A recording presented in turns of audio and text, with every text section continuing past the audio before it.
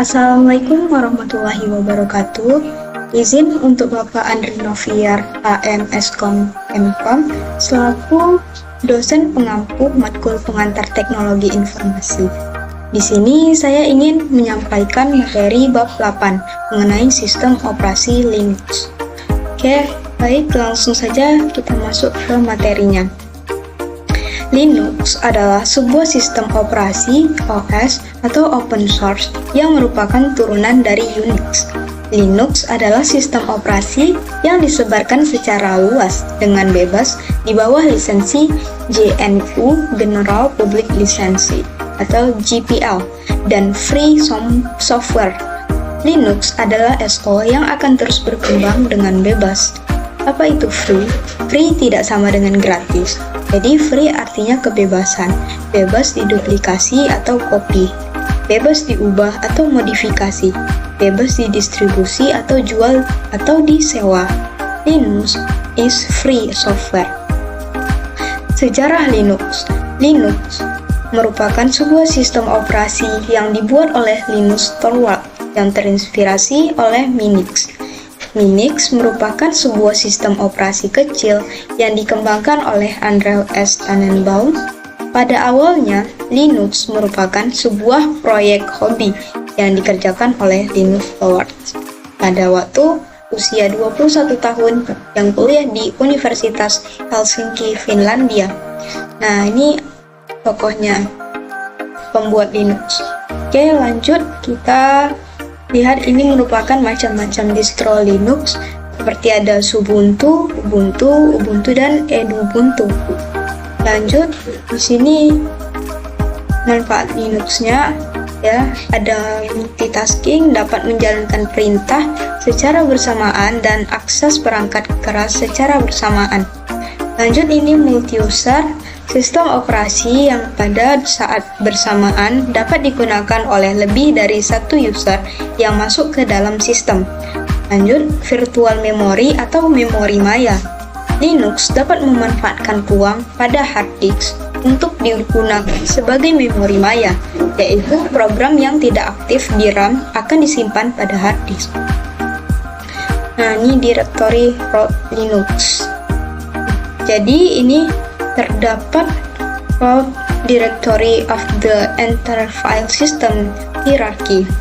Penjelasan struktur direktori Linux ya. Nah, di sini adalah struktur folder utama dalam Linux.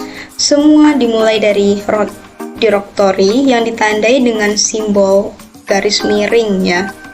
Berikut penjelasan singkatnya. Yang pertama di sini ada bin, ini memberi program dasar yang sering digunakan. Ini program perintah dasar. Lanjut, yang bot berisi file untuk proses booting. Sederhananya, file penting untuk menjalankan sistem. Lanjut, ini ada dev. Dev ini berisi file perangkat device ya.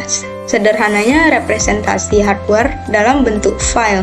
Lanjut, etc ini berisi file konfigurasi sistem ya, tempat semua pengaturan komputer. Lanjut, ada home, ini folder untuk pengguna biasa, jadi ini ruang pribadi setiap user.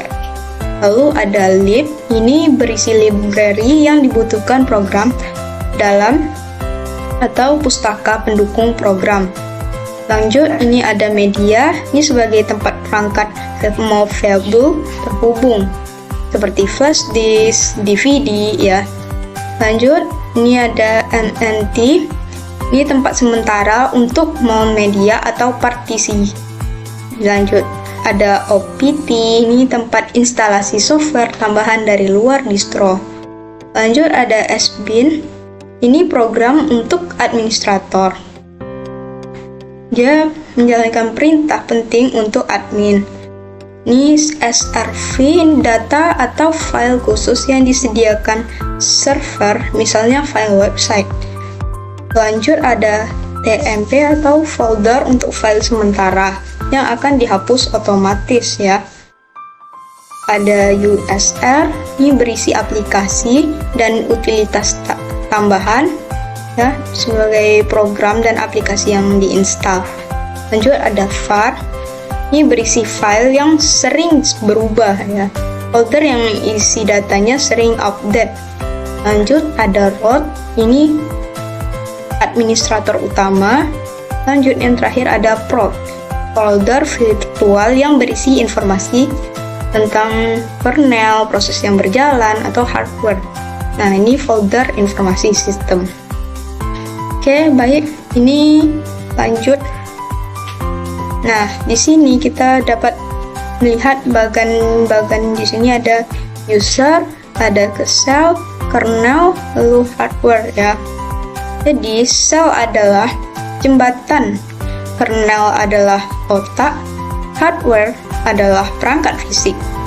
Nah, di sini Direktur Linux memiliki struktur standar FHS agar semua sistem menggunakan pola folder yang sama, sehingga mudah dipahami dan dikelola. Oke, baik, sekian dari saya. Demikian saya akhiri dengan Wassalamualaikum warahmatullahi wabarakatuh. Sekian, terima kasih.